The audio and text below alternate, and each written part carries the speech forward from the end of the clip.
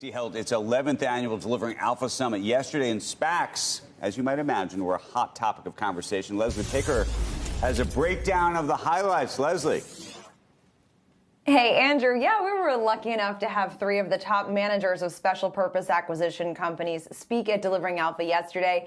With the recent SPAC sell-off, we asked Thoma Bravo's Orlando Bravo, Altimeter's Brad Gerstner, and Social Capital Sophia's Chamath Palihapitiya what they make of the carnage. Palihapitiya, who actually pioneered the idea of bringing larger, high-growth, venture-backed companies public through SPACs, said that afterward there was this fast following of others trying to do the same thing.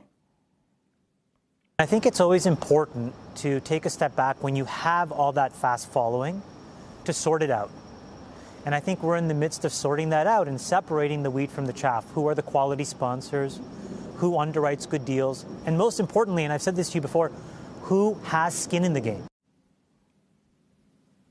Bravo said there could be major improvements to SPACs, especially in terms of accountability for financial projections and alignment between managers and their investors. Gerstner agrees and believes ultimately the market will consolidate around a handful of participants. But in the meantime, he said he's actually shorting about 50 SPACs, a trade he says has worked, quote, fabulously. Andrew.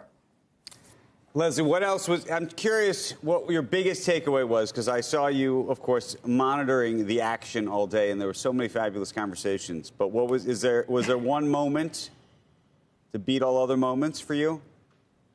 Oh, that's a good question. I mean, obviously, Chamath is so engaging and fiery when he speaks. So it was the end of the day. We'd kind of seen everything happen. And then here comes Chamath Palihapitiya talking about how he sold out of Tesla. He talked about how Bitcoin was gold, gave some comments, of course, on SPACs and China. Surprisingly, I was interested to see that there were a few managers, namely Palihapitiya and Gerstner, who had dabbled in investing in China for quite some time.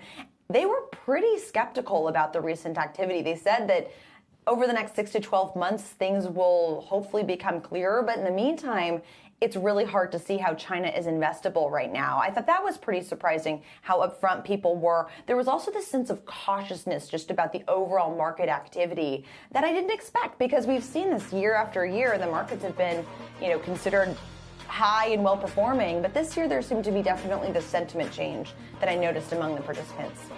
Leslie Picker, doing a great job all day. Talk to you soon. Thanks.